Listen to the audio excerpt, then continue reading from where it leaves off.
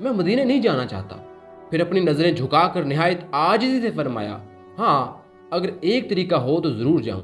میں چاہتا ہوں پہلے میں مر جاؤں، میرا جسم مٹی میں مل جائے، خاک ہو جائے، پھر ایک دن ہندوستان سے ایک تیز آندھی چلے، وہ آندھی اس مٹی کو اس راہ پر ڈال دے جو سیدھی مدینہ کی طرف جاتی ہے۔ وہ لمحہ کیسا ہوگا جب حاجی جو مدینے کی طرف گامزن ہوں گے قدم بڑھائیں گے اور اقبال کی خاک ان کے پاؤں سے لگ کر مدینے کی سرزمین تک پہنچ جائے گی۔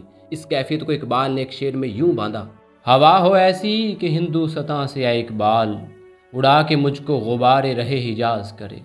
آج لوگ کہتے پھرتے ہیں اقبال مدینہ نہیں گئے۔ اقبال اگر روضہ رسول دیکھ لیتے شاید اسی لمحے عشق ان کے جسم میں باقی رہنے کی گنجائش نہ چھوڑتا۔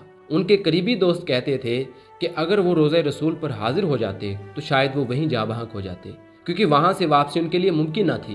جب بھی کسی مجلس میں حضور پاک صلی اللہ علیہ وآلہ وسلم کا ذکر ہوتا تو اقبال پر رخ طاری ہو جاتی، ان کی آنکھیں اشک بار ہو جاتی، ہچکی بن جاتی اور آواز بھر جاتی۔ جذبات پر قابو پانے کے لیے انہیں کئی منٹ تک خاموشی اختیار کرنی پڑتی تھی۔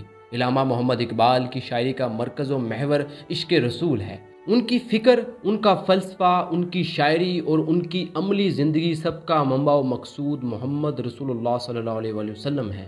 اقبال نے نہ صرف عشق رسول کا درس دیا بلکہ وہ خود بھی سراپا عشق و عقیدت تھے۔ ان کے نزدیک ایمان کی اصل روح ہی یہ تھی کہ بندہ اپنی پوری ذات کو مصطفیٰ کے قدموں میں رکھ دے۔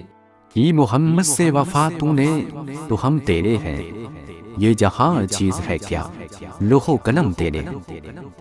جنوری 1920 کی ایک خاموش شام تھی۔ علامہ اقبال اپنے کاغذات میں مصروف تھے کہ اچانک ایک ایسا خط موصول ہوا جس پر نہ نام تھا نہ پتہ، بالکل گمنام۔ خط کھولا تو اندر لکھی ہوئی بات دیکھ کر اقبال حیرت میں ڈوب گئے۔ خط میں لکھنے والے نے دعویٰ کیا تھا کہ نبی پاک صلی اللہ علیہ وآلہ وسلم کے ہاں اقبال کی ایک خاص اور بلند جگہ ہے جس کا خود اقبال کو بھی علم نہیں۔ ساتھ ہی لکھا تھا کہ اگر اقبال ایک مخصوص وظیفہ پڑھا کریں تو انہیں اس مقام کا راز معلوم ہو جائے گا۔ اب کیونکہ یہ خط گمنام تھا تو اقبال نے بھی اس کے اوپر کوئی خاصی توجہ نہ دی اور وہ خط جو تھا وہ گم ہو گیا۔ لیکن پھر 4 ماہ بعد ایک حیران کن واقعہ پیش آیا۔ کشمیر سے ایک پیر زادہ صرف اقبال سے ملنے لاہور پہنچا۔ وہ ظاہری طور پر نہ تو دیوانہ لگتا تھا اور نہ بے عقل، بلکہ نہایت سمجھدار، تعلیم یافتہ اور باشعور انسان دکھائی دیتا تھا۔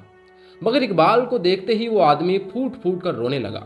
اقبال گھبرا گئے، انہیں لگا شاید یہ کوئی پریشان حال شخص ہے جو مالی مدد مانگنے آیا ہے، مگر معاملہ کچھ اور تھا۔ لیکن جب اسے رونے کی وجہ پوچھی گئی تو اس نے ایک ایسا انکشاف کیا جس نے اقبال کو بھی سوچ میں ڈال دیا۔ پیر زادہ کہنے لگا، میں نے عالم کشف میں نبی پاک صلی اللہ علیہ وآلہ وسلم کا مبارک دربار دیکھا۔